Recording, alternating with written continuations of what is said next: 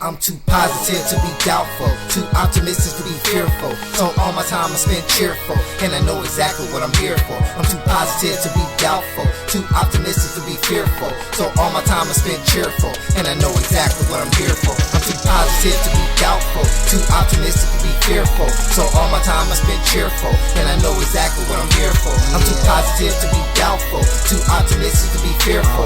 So all my time I spend cheerful, and I know exactly what I'm here for. What it do? It's your boy, Dragon Ball Art 92. And I'm back with another Kamehameha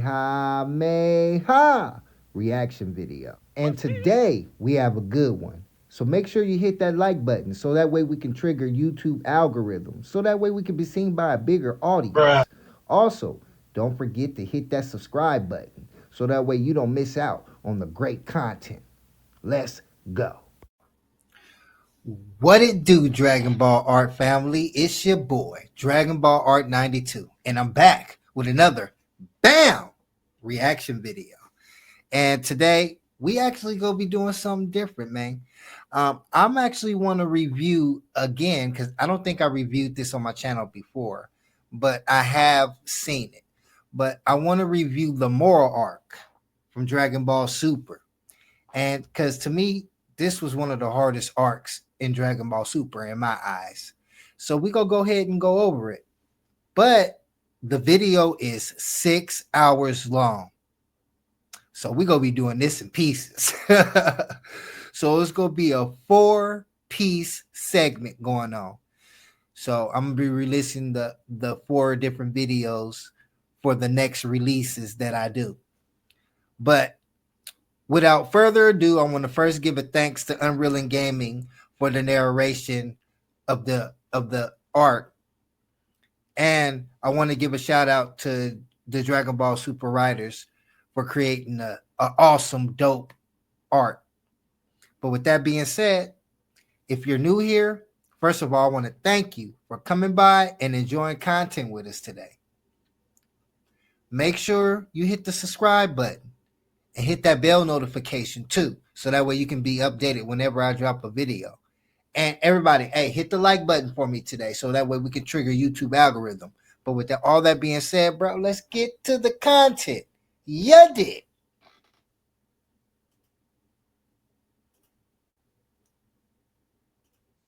For starters, Moro is over 10 million years old. He is an ancient enemy of the Kaioshin, and Moro is solely responsible for bringing mass extinction to over 320 planets within Universe 7. And one of his prime motives within the Galactic Patrol Prisoner arc was to be restored to his former glory and being able to retain his magic to bring about mass extinction once again. Quite an interesting concept following Goku and Vegeta's fearsome battle against both Jiren and Broly, as the Galactic Patrol Prisoner arc starts following the conclusion of the Tournament of Power in Dragon Ball Super manga chapter number 42 on November 20th, 2018, and officially kicked things off with Moro a month later in December of 2018. As once the Tournament of Power officially...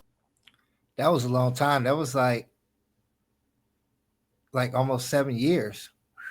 That's a long time. Let's get to it. ends, Goku is shown having to leave Vegeta and Bulma behind as he further went along to tell Vegeta, later Vegeta, we should train together sometime, with Vegeta asking, fleeing now are you? As Goku does exactly that, with Vegeta having to then tell Bulma, I know Bulma, allow me to change Bra's diapers. I'll even heat her milk. As the narration went along to inform us, everything was back to normal on Earth and in the 12 universes for a time. To which later Toyotaro's adaptation of the Dragon Ball Super Broly movie was shown in manga format, as the narration then went along to continue, except for the fact that Frieza had been revived. The next spot of trouble caused by Frieza is a tale for another time. Suffice it to say, our two Saiyans emerged from those events stronger than ever. And although some time has passed since Goku had initially left Earth, as soon as Goku comes back, that's where the story kicks off, because the second Vegeta puts into question as to where Goku had gone, Goku kind of alludes to Vegeta that he knows exactly where he had been, but right off the gate, when Goku winds up asking Vegeta if they're actually going to go on through and begin their training, with Vegeta having to then tell Goku that of course he's down to train, but he doesn't want to do it anywhere around the neighborhood, so Vegeta suggests for him and Goku to go inside and continue their training inside. I'm pretty sure by now with these two that they know each other moves. They know exactly what they're going to do. They know they're defensive. They know they're offensive. They probably know each other like the back of their hands. To me, that's a good combination when you're training, because then you have to come up with something new. You have to think of other clever ways to actually attack the enemy to win the battle, because by another person anticipating your move, they're going to stop you every time. So the object of this is, for them, is how they're getting stronger and sharper is by not only using their strength, but using their mind to come up with different techniques and different ways to actually fight that the opponent is not aware of. Well, let's get back to it. The gravity room, and eventually that's exactly what Goku and Vegeta do. And as they're shown having to spar inside, Vegeta went along to ask Goku, so what happened with your Ultra Instinct? With Goku responding, nothing much, haven't really pulled it off since the tournament. Huh, Vegeta responds, so you can't tap into it at will. What a useless technique, with Goku responding, guess so, no shortcuts in training, huh? Just gotta keep grinding away, which was basically a foreshadowing to what was going to come, because given our understanding based on what happened in the Galactic Patrol Prisoner arc, Goku was in fact able to reignite the powers of Mastered Ultra Instinct. But even then, Vegeta went along to further tell Goku, especially because I never intend to fight side by side with you again. With Goku responding, fine by me, cause I'd rather prefer to take on enemies by myself. But then, there was an urgent call from Bulma in telling both Goku and Vegeta that they have an emergency call from Hercule that requires their assistance, because as soon as Goku and Vegeta wind up stepping outside the gravity room, Bulma went along to tell them some mysterious gang showed up at Hercule's place and it sounds like they're kidnapping Buu. And that's when Goku and Vegeta had this instinct to go on ahead and show up, because they wanted to find out what exactly was going on. And as soon as we go back to Hercule's place, we get to see how the galactic ship... That's funny how they thought that somebody was trying to kidnap Buu. Who was trying to kidnap Buu? Buu is very powerful. But I'm pretty sure, I mean, if you've seen the arc already, they caught Buu while he was sleeping, which is the only way to actually get Buu, because then they have to deal with him. And who wants to deal with that, right? But it's interesting that they came for Buu. You know, it's a mystery for those who haven't seen it yet. I don't want to make any spoilers for you guys while you're watching. So it's interesting what they wanted Buu for, but we're going to see further down in the storyline. Let's get back to it. Is shown having to take Buu on board, and with that being said, Hercule is yelling on the top of his lungs by then having to ask the mysterious group, what are you gonna do with Buu? I swear if you take him from me. But the group really isn't paying attention as they continue to load Buu on board, and that's when Hercule decided to slowly pull out his gun from his Hey, no lie though, Mr. Satan be pulling out them bangers though, bro. Hey, he be having them, bro. He be having bombs and all type of stuff, bro. He's very resourceful.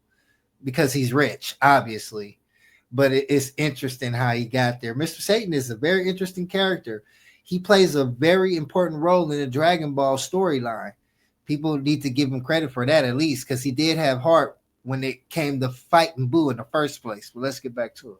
Shirt and having to then comment, no choice. This counts as self-defense. Eat this. But the mysterious galactic patrolman known as Maris winds up pulling out his gun, and as quickly as Hercule shot at Maris, what Maris winds up doing is Maris winds up shooting at the bullet that was making its way towards him, with Maris having to tell Hercule, as I was just attempted to explain, we are, but then that's when Goku and Vegeta wind up showing up, with Hercule having to be so happy that Goku and Vegeta have finally arrived, and with Goku then having to put this into question and further having to ask the mysterious gang as to what they're doing, the mysterious galactic patrolman known as Maris immediately recognizes both Goku and Vegeta by having to say their names, but he doesn't just say their names in the form of a question, but instead, he also goes on to comment, the Goku and Vegeta? Because it would only appear as if Maris had heard and knows exactly of who they are, but Goku's not chancing it, and what he winds up doing is he winds up teleporting and using his speed to swipe away at the Galactic Patrollers reeling in Buu, which of course wasn't in Maris's plans to begin with. So what Maris winds up doing is he ends up noticing that Goku could be problematic, as well as possibly Vegeta, as he went along to comment, it seems you leave me with no choice. And as quickly as Goku is making his move, that's when when Maris winds up speed blitzing right behind Goku to the point where Goku couldn't even see how fast Maris had moved, and that's when Maris quickly drew his gun and shot Goku from behind, completely knocking him out post-TOP and post-Dragon Ball Super Broly, mind you, with... Crazy that a galactic patrol officer had that much strength to take Goku down like that with a ray gun, bruh. A ray gun. Interesting. One single ray blast, and as soon as Goku goes down, Vegeta and Hercule are absolutely baffled because normally enough it doesn't just take one gun to bring Goku down so easily, so something was up with Maris that sparked the interest of not only Hercule but Vegeta as well to take this into account. But before Vegeta could make any move of his own, what Maris winds up doing is he winds up speed blitzing behind Vegeta, pointing his gun directly at him by then telling him, "I'm sorry, but you're taking a short nap too." And that's when Maris winds up also knocking out Vegeta in effortlessly having to take down two of Universe 7's most powerful warriors with just one single blast. And with Hercule having to panic, that's when Maris went along to tell Hercule, "They will aid our cause. I'll explain everything to them back at HQ." And with Maris then taking his leave, it's as clear as day that they have managed to claim the objective, which was obtaining. So not only did they go to Earth to get Boo, but they collected Goku and Vegeta at the same time, bruh. Wow. Let's get back to it. Majin Buu, but at the same time, as an added bonus, they also have now acquired Goku and Vegeta. And with Jocko shown on the ship trying to wake up Goku by having to cry out, "Yo, Goku, hey, talking to ya. Wake up, Goku!" That's when Goku winds up waking up and having to ask what happened, where is he? And that's when Jocko went along to tell Goku, "Sleeping like a baby. Our stun guns pack a punch, huh? Not sure why he brought you two when Majin Buu would have been enough." And with Goku having to ask, "Brought? Where are we?" That's when Jocko went along to further inform Goku and Vegeta that they have reached the HQ for the super elite organization known as the Galactic Patrol. Galactic Patrol, you say? Vegeta says, as they are only then greeted by the same guy that literally just knocked them out on Earth, known as Maris, as he went along to tell them, "I apologize for getting rough with you.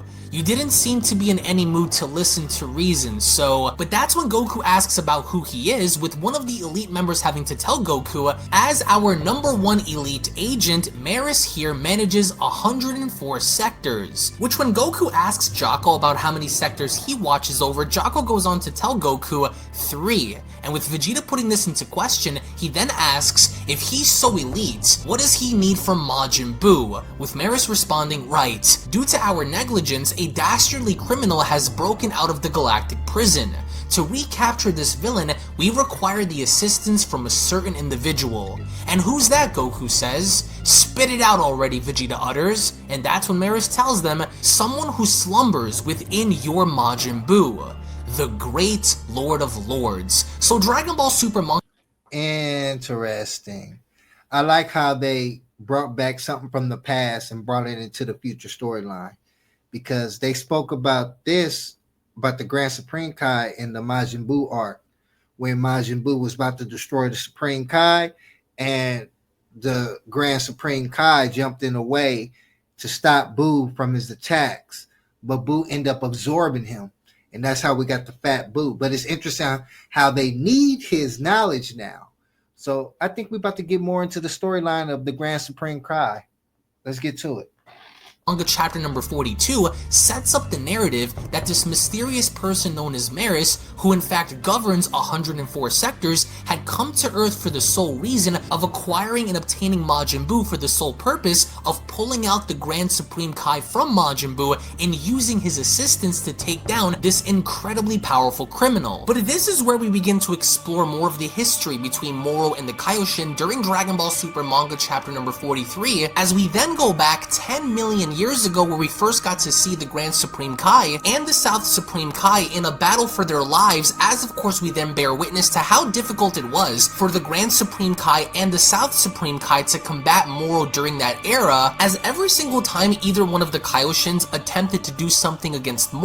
And both of these Supreme Kais was absorbed by Majin Buu. Just want to put that out there. Moro would either wind up throwing rocks at them or doing something to put them in a position to where they had absolutely no hope in defeating him. And as of course we get to see how one of these giant rocks crashes down on the Grand Supreme Kai. The Southern Supreme Kai went along to shout his name, but the Grand Supreme Kai was so ahead of his own time, where he was able to hold his own as of course the others weren't, and with the Kaioshin then having to be shown exhausted, he then uttered, "Phew, that was close," with the Southern Supreme Kai stating, "Unbelievable, attacking us with actual comets." Because that was exactly what Moro was doing, was using his energy to grab onto the surrounding asteroids and the surrounding comets and using them as a means of weaponizing them. But interestingly enough, during that era was the first time where we actually got to see the true extent of what Moro was capable of, because as soon as he went along to notice a nearby planet, what he ends up doing sinisterly enough is he ends up sticking his arm out, and because of this,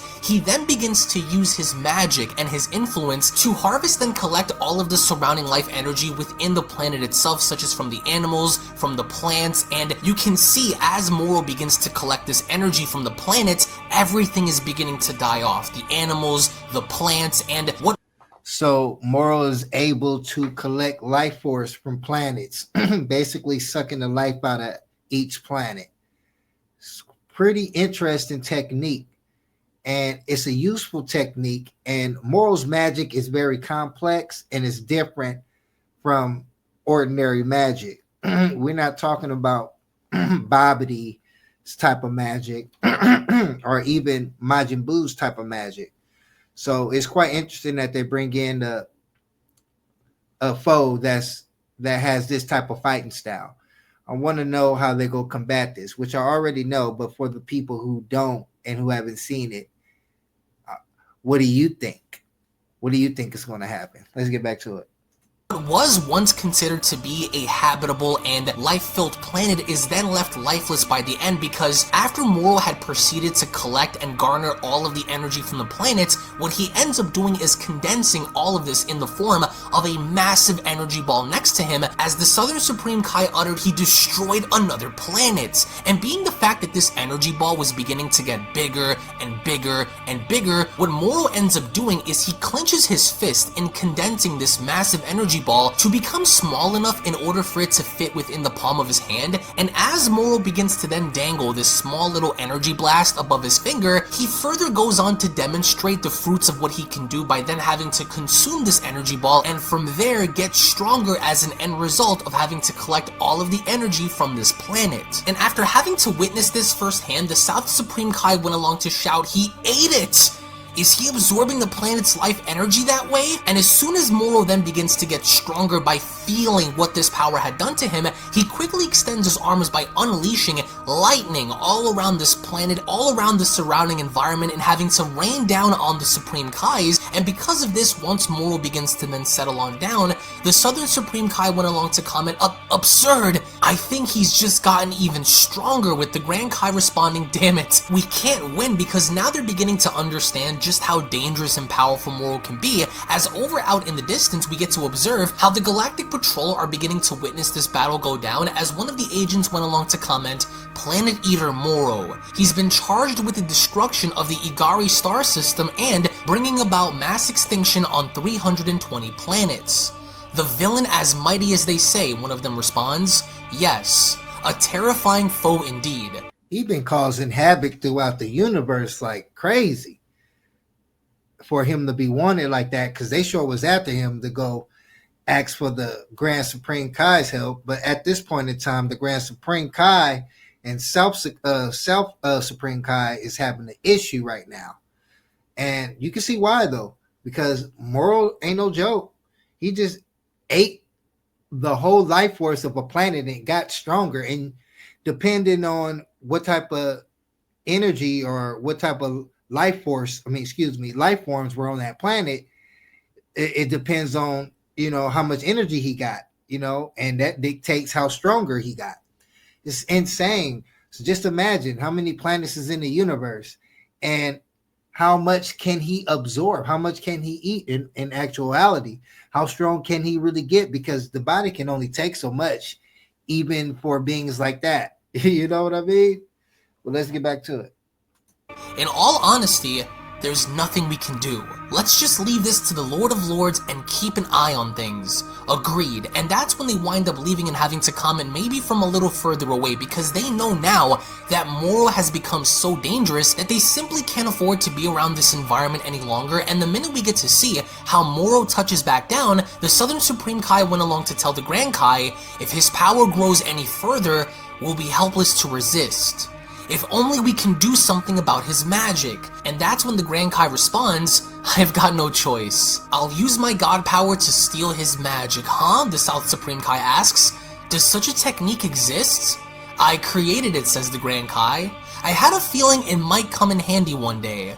It's far too dangerous to teach anyone else. So the Grand Kai's plan here is to try and use the god power he has to take away Moro's magic while he still has the chance to, and as the Grand Supreme Kai then goes on to put his hands together in using his god power to take away Moro's magic, the Grand Supreme Kai screams, Great Lord of Lords! You mustn't put so much of your strength into it. And that's when the Grand Kai shouts, Kai Kai Matsuru, and that's when he fires this attack directly at Moro, to where Moro is absolutely taken back by this, because the second we see how this attack actually made contact with Moro, the entire comet they were battling on top of then begins to glow, because this power that he had used is so effective and so strong it was able to liberate Moro of his magic, as later on we get to see how the narration went along to state, and so the great Lord of Lords gave up most of his godly power in order to seal away Moro's magic.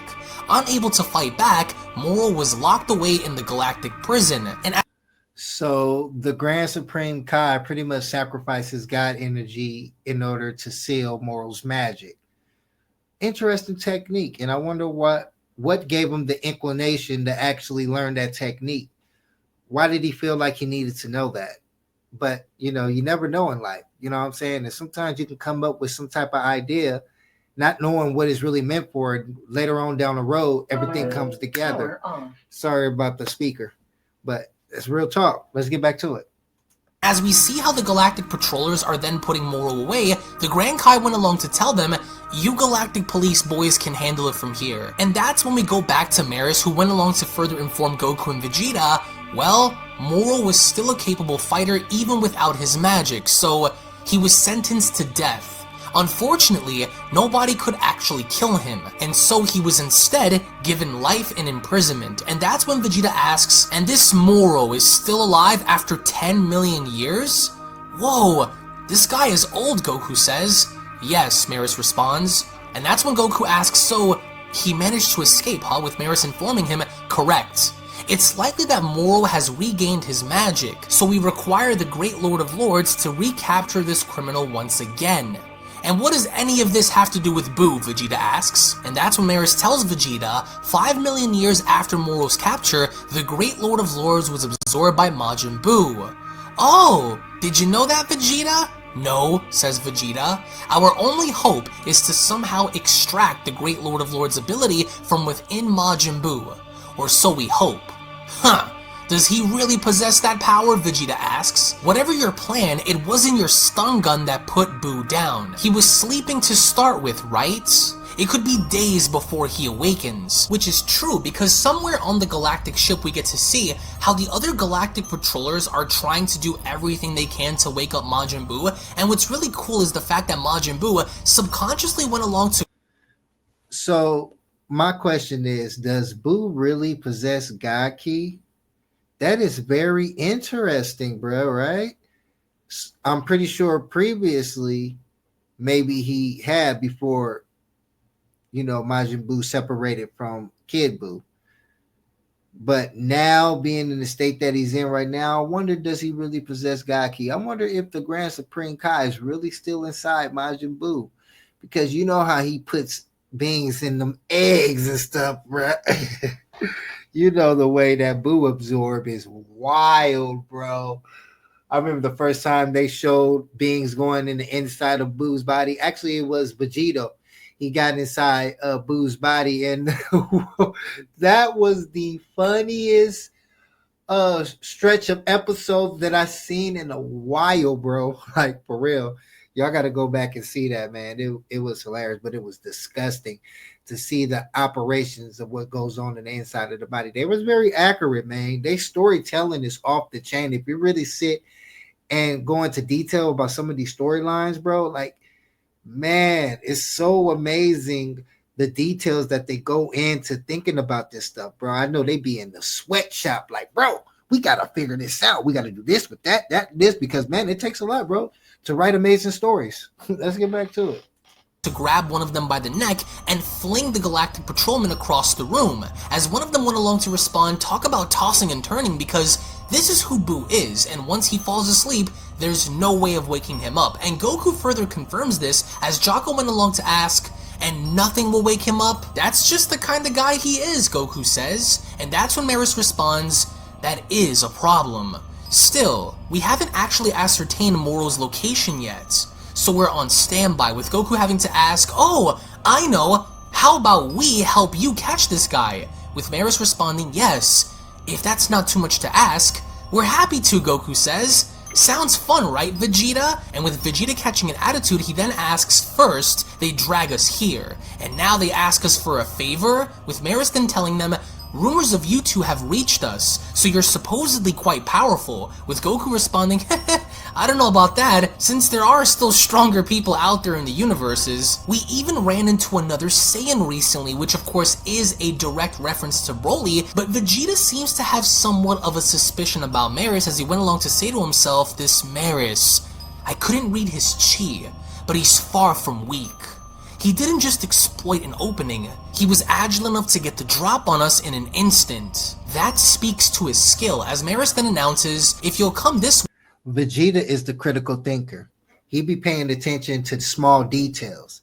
You can tell, bro. You can tell, because Goku, he's more of a free thinker, free spirit type of fighter. He's in the instant when it comes to things. But Vegeta is a contemplator. He'll plan things out and try to figure out a way to win. Goku kind of wins spontaneously. So they're two different type of characters. But it's interesting Vegeta picked up on that, because I picked up on that too. Like, oh, bro's fast. He's faster than them. And they possess God Ki. What's going on here? Wait, the Galactic King will be waiting to hold the induction ceremony, with Goku asking, Galactic King? Who's that? Fool, Jocko says. He was there when you fought Universe 6. Oh, the octopus-looking guy, Goku responds. I am no octopus, says the Galactic King.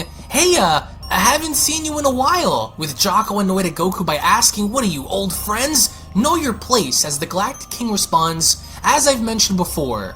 That's not a tentacle, of course, as a gag. It dates back to when the Galactic King first told Goku about the way he should greet him, and that's when he went along to comment, ahem. This induction concerns Son Goku, also known as Kakarot, and Vegeta the Fourth. You two are hereby appointed as special members of the Galactic Patrol. Your tenure lasts until the escaped prisoner Moro is recaptured. You will be immediately dismissed if you are found abusing your authority. Am I the only one that didn't know about this awesome channel, Dragon Ball Art 92? You gotta check it out. You know how I'm always training to get stronger and find new challenges? Well, I just discovered something amazing that you all need to see. It's the Dragon Ball Art 92 channel. These guys have the coolest reactions and discussions about all things Dragon Ball. Epic battles, wild fan theories, and even awesome fan-made content. It's like training your brain with super fun Dragon Ball knowledge. So what are you waiting for? Hit that subscribe button and join the Dragon Ball Art family. Trust me, you don't want to miss out on the next big adventure, so see you there. Kamehameha. Examples of abuse would be cutting in line in order to claim relevance to an investigation, flaunting the Galactic Patrol symbol in order to hit on girls, etc, etc. And that's when Jocko went along to tell Goku and Vegeta, check it out Goku, Vegeta, we've got uniforms for you two. With Goku telling Jocko, I don't want to wear that, and Jocko loses his mind as he asks, what? This uniform is the pride and joy of the Galactic Patrol. Plus, the design's super cool, with Goku responding, no thanks. Looks hard to move around in, as Maris comments, we won't force you, but the rules do state that you need to bear our symbol, and that's when some of the Galactic Patrol members actually inscribe this symbol on Goku and Vegeta's gi and arm. So now Goku and Vegeta are going to pretty much help them find Moro and bring him in. This should be interesting. but they always getting sucked up into something, bro, especially because of Goku, bro. Goku always initiates their involvement in some type of scruffle battle. So it's quite interesting. With Jocko responding, letting this once-in-a-lifetime chance pass you? You two are idiots, with Goku having to respond, it's kind of embarrassing. Anyway, Jocko says, congratulations on your induction. As your Galactic Patrol Superior, I'll be showing you the ropes. First, our victory pose goes like this, with Goku asking, can we skip the poses? But then, all of a sudden, there is an emergency on the ship, with Goku asking, what's with all the commotion? What's going on, Maris asks. Agent Maris! It seems the Marquini siblings have stolen something again. Again? They never seem to learn, with Goku asking, who?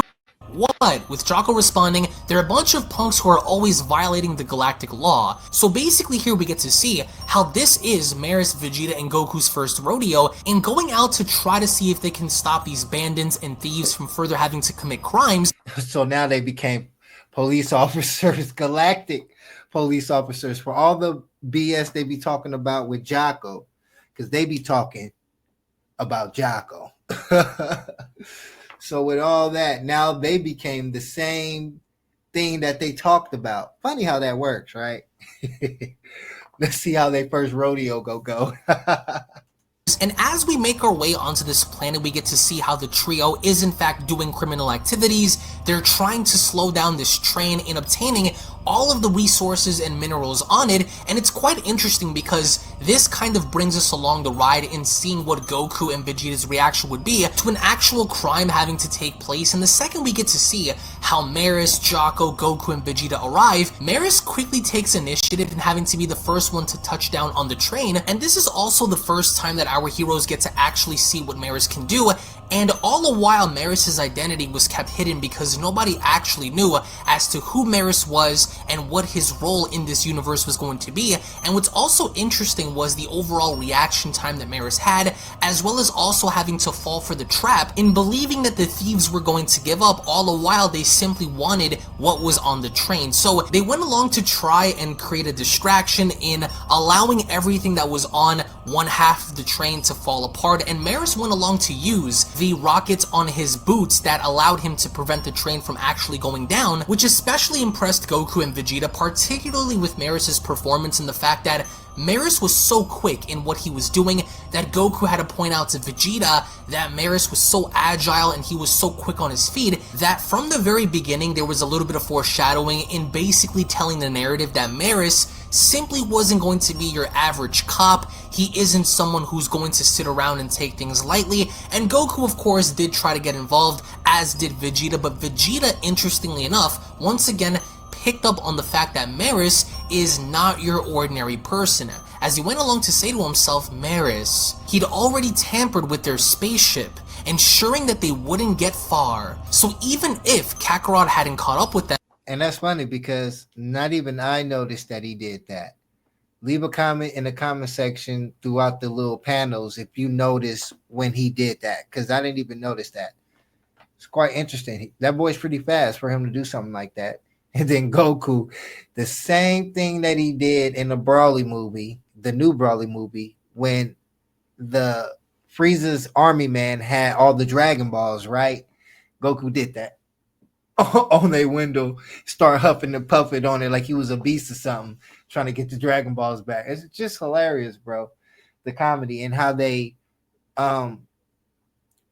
refer to some of the things that happened in the past to connect everything together. That's what I really like about the story. So it's an extended storyline. I wonder if they wrote all of these arcs together as one big story and broke them in parts, or are they creating as they go? Because if they're creating as they go, oh my God, they are intelligent, bro. Let's get back to it.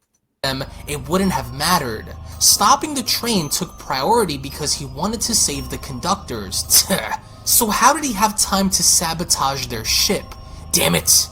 I somehow missed that. So even Vegeta went as far as to acknowledge the fact that Maris had done all of this simply within the blink of an eye. And as we get to see how the bandits are now finally locked up, Jocko went along to laugh at them by commenting, haha, this is what happens when you tangle with us elites, with Goku responding, You didn't really do anything though. And that's when Vegeta put this into question by asking Maris, You couldn't have saved the day quicker, couldn't you?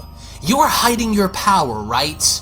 My eyes don't lie. With Maris responding, hardly. Yes, I wanted their spaceship too, so I let them flounder a bit longer. But hiding my power? No. And that's when Vegeta responds by asking, I suppose you aren't capable of capturing this Moro on your own then? With Maris telling Vegeta, I'm afraid not. I may be #1 in the Galactic Patrol, but Moro is in another league altogether. Moro's power knows no limits, with Goku asking, what? You mean he's getting stronger and stronger? Yes, Maris says. So if we don't capture him soon, things will go from bad to worse. And that's when all of a sudden, the ship comes into contact with something as Maris asks, a report? From where? From another squad, says the pilot. A squad was out scouting, and they got a lock on Moro's location. And that's when Goku utters, nice! It's about time!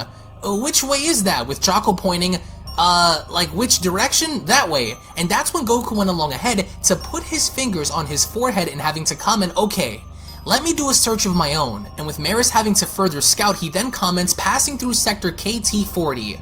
He didn't get as far as expected. What's that mean, Jocko says, with Vegeta telling him he can maybe sense the criminal's chi if he knows where to lock. And interestingly enough, that's when Goku tries to get a lock on Moro, and as Goku finally starts to get a feel of Moro, all of a sudden, there is a silhouette of Moro shown, and with Goku getting closer and closer. You know what I didn't think about until now? That I see Goku searching for Moro, like he about to do the instant transmission, right? You know how usually they can sense people's energy kind of naturally when they're coming into presence, things of that nature. So I'm thinking that the instant transmission is just it's a evolved version of sensing energy, because now Goku can sense energy throughout the universe. He can also lock on their energy and transport to their destination where that energy is. So it's like an upgrade version of just the regular sensing energies and know they're coming and know where they're at type of deal. Interesting. Let's get back to it.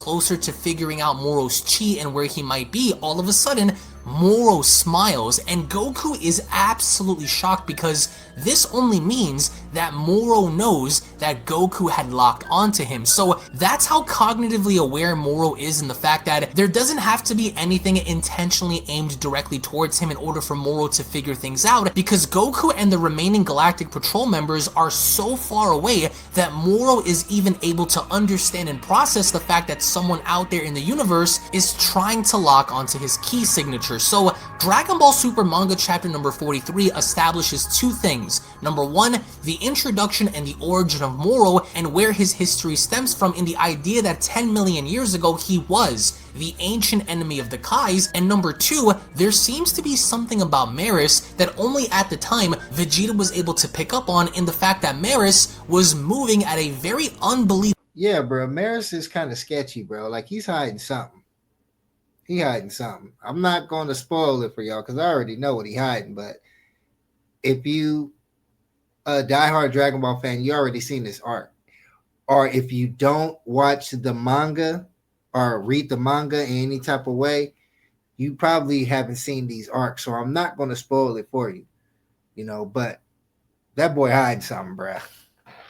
Rates, and he was doing things that seemingly enough were above that of the average person. But this is where things begin to get very interesting, because as soon as Goku then backs up, Vegeta went along to ask, what is it, Kakarot? Did you find Moro's chi? Let me try. And that's when Goku went along to tell Vegeta, Vegeta, don't! He could sense that I was searching for him. What? Vegeta asks. How could that be? With Goku telling him, I don't know. It's like nothing I've felt before. To think he could do that, Vegeta utters. Well, what else could you sense? Was it a massive chi signature? No, not quite, Goku says. More like God chi then, Vegeta asks. No, Goku responds. His chi itself wasn't that huge, but it was terrifying. I've never felt anything like it. It was as if a whole lot of people were screaming in pain. Yikes, Jocko says. That's a spooky way to describe it, with Maris then having to chime in, Moro is known for absorbing the life force of planets and turning it into his own power. In that sense, his very energy is a mass of slaughtered souls. What the? Vegeta utters. That also explains why he's lived so long, Maris tells them. How many people has he killed, Goku asks. So basically, Moro is living off of other beings' life energy. That's why he's living past 10 million years, because that's insane, bro. If you're not a god of destruction and you're a regular mortal, to live that long is insanity, no matter what breed of species you are. Let's get back to it. Maris responding, it's more like entire planets. Far too many to count.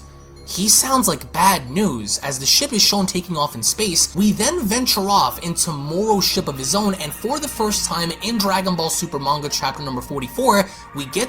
Here at Dragon Ball Art 92, we do reaction videos. Dragon Ball everything reaction videos. So if you're a Dragon Ball fan, make sure you hit that subscribe button.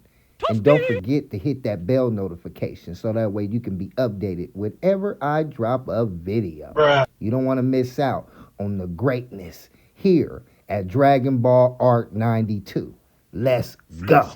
To witness Moro right now in his current state, as of course he sits behind his pilot, with his pilot having to ask, what is it? Someone is seeking me, Moro says. Really? Has that galactic patrol found us already? And with Moro looking around with his eyes, he then responded, in my time away, life has managed to grow and spread throughout this universe. True enough, the pilot says. You've been locked up for 10 million years, remember? And with Moro putting his hands on his head, the pilot asks, are you okay? With Moro responding, scanning alone has taken me to my limit. My magical abilities are in a pathetic state. Well, we're almost to our destination, the pilot says, so just hang tight a little longer. Indeed, Moro says. I can hardly wait. Because there seems to be a designated location that Moro desperately wants to go to where as we make our way back onto the ship, Jocko went along to ask, so where exactly is Moro headed then? There are no planets with life in that direction, so what do you think he wants? With Goku responding, no wait. I've been out that way before, with Vegeta asking, what? When? What's over there? With Goku responding, pretty sure it was when I went to see Dende. Dende? Vegeta asks. So it's the planet the Namekians moved to, with Jocko having to chime in, start talking! I thought their whole race got wiped out when Namek blew up. With Goku responding, nope, we managed to save them all, but for their own safety, nobody was supposed to know where they're living. With Maris chiming in, now that Moro's magic has returned to him, he's likely capable of scanning for planets with life. And if the Namekians are truly alive, then Moro's goal must be, and that's when the thieves went along to chime in, I hear those Namek folks got some wish-granting balls. Which then goes on to catch everyone's attention, with Jocko having to yell, wish. That's the problem. For the information of the Dragon Balls to be spread throughout the universe, for all type of beings to know of their existence is a problem. I can understand why they wanted to go to a planet where nobody would find them. But with Moro, ain't no hiding from this cat, bruh. If he had the ability to scan the whole universe and pick out certain key signatures and be able to spot them like that, bro, you ain't hiding from that dude, bro. He coming to eat you. Let's get back to it. Granting balls? You mean the Dragon Balls? Hey, start talking. How do you know about the Dragon Balls? With the thieves responding, back when I was doing some hard time in the galactic prison, one of my fellow prisoners was a deserter from Frieza's army, see? He told me a tale or two. The guy said that Frieza himself once went to Namek looking for these balls, with Vegeta responding to more of Frieza's dregs just flapping their gums and stirring up trouble, with Abandon responding, now I ain't interested unless there's a profit to be made, so I didn't pay this tale much mind, but your own reaction just now, cop. That just tells me it's true, ain't it? With Jocko uttering whoops as the thieves continue, this former goon of Frieza's was looking for someone strong to help him find these balls, so odds are that word got around to the strongest, baddest guy in prison, Moro. With Jocko uttering this is bad, with Vegeta asking, meaning Moro is after the Namekian Dragon Balls. With Maris chiming in, there's a high probability, yes. What do you think Moro could wish for though, Goku asks, as the thieves once again chime in. If I were him, I'd wish for the Galactic Patrol to bite the dust. Bam! No questions asked. A 10 million year grudge is quite the force to be reckoned with, and that's when Jocko went along to scream, Shut up, bad guy! As he then further went along to shut the gate in front of them, that's when Maris went along to comment, this is far worse than we imagined. And as we then go back to Moro's ship, we then get to see how Moro... Yeah, buddy, that's a problem. Because you don't know what he go wish for, bro. And with the grudge and the experience of life that he has, oh, you know he go wish for something that's go definitely give these guys problems. I'm pretty sure he wants to rule the universe just like every other enemy. You feel me? seems to be excited on getting to planet Namek as he went along to utter, it was my good fortune to even have an ounce of magic returned to me before my life expired. As the pilot asks, you got some of your magic back a few years ago, right? Indeed. It allowed me to break free of that wretched cage, with the pilot having to comment, you broke me out of there too, thanks for that, but that's when Moro went along to glare at the pilot as the pilot responds, I mean, you really did do me a favor. As Moro comments, I still need to ascertain the veracity of your tale, with the pilot responding, sure, yeah, I get it, with Moro asking, do these Dragon Balls really possess such power? Yep, they'll grant any wish you can think of. 3 wishes even, with Moro responding, good. But Moro, says the pilot, you promised that I could use one of those wishes to escape to a planet where the Galactic Patrol and Frieza's army will never find me, right? As Moro responds, yes, of course. 1 wish alone is plenty for my desires, and once mine is fulfilled, I'll no longer require your services, with the pilot responding, phew, sounds great, thanks, because Moro never intended to keep this guy around from the beginning, but is only using him to actually get to Planet Namek and using the Dragon Balls to begin with. And speaking of Planet Namek, we then get to see how on New Planet Namek, the Namekian elders and the Namekian people are minding their own business, and they're safeguarding the Dragon Balls for their own cause because they don't want anyone else to find out about them, or even because they already been through a situation like this with Frieza. Frieza traumatized that race, bro. I mean, he was being racist. He was slaughtering kids. I mean, Frieza was doing extreme damage to the Namekians, bro. So, of course, they was going to figure out a way not to go through that similar situation again, bro.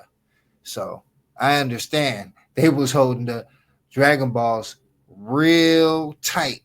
And I wonder if they created some type of way to create warriors that were stronger to go against anybody that comes back to the planet when Goku and Vegeta and the rest of the others are not around. You feel me? Well, let's get back to it. Even use these to begin with, until the Namekians then begin to spot a ship having to hover above the air, and that ship is none other than the Galactic Patrol ship. And as we then get to see how everyone's preparing, Goku went along to ask, what do we do? He's gonna touch down on New Namek any minute now, with Vegeta responding, we can't simply wait around for Buu to wake up. Whatever we do, he already knows to expect me. Might as well go right now, with Vegeta responding, yes. I'd like to get a look at this villain with my own eyes, and with Maris having to ask, go? How exactly? Even in the spaceship, we couldn't really hope to arrive before Moro, but that's when Goku went along to grab onto Vegeta by telling Maris, I've got my instant teleportation, and that's when Goku winds up using instant transmission to head on over to Planet Namek, with Maris having to utter, they mustn't!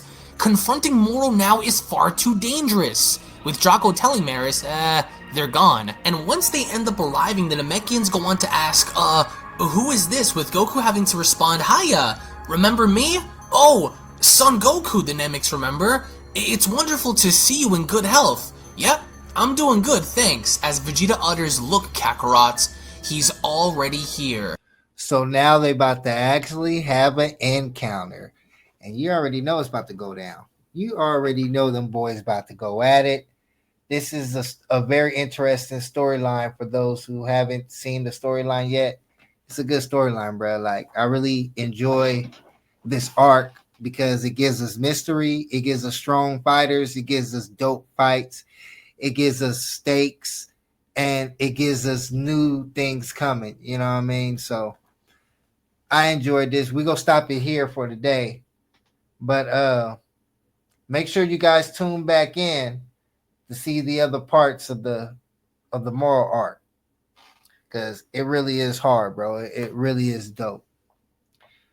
So that's it for the video today, you guys. I want to thank you again for coming by and enjoying content with us today.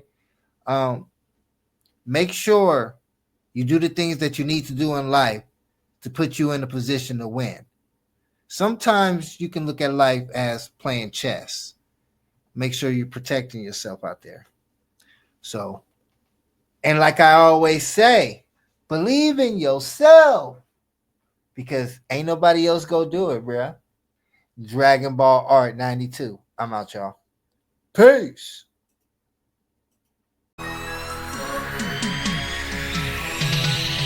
I'm too positive to be doubtful, too optimistic to be fearful. So all my time I spend cheerful, and I know exactly what I'm here for. I'm too positive to be doubtful, too optimistic to be fearful. So all my time I spend cheerful, and I know exactly what I'm here for. I'm too positive to be doubtful, too optimistic to be fearful. So all my time I spend cheerful, and I know exactly what I'm here for. I'm too positive to be doubtful, too optimistic to be fearful. So all my time I spend cheerful, and I know exactly what I'm here for.